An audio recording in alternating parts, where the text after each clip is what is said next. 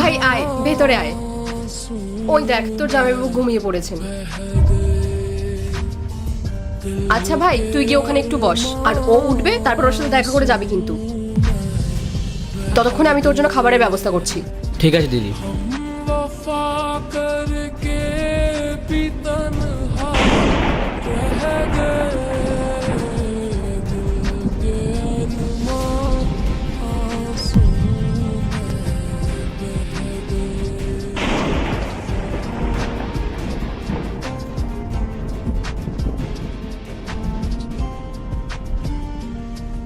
ভাই চাটা খা, আর খেয়ে বল যে তোর দিদি কেমন চা বানায়।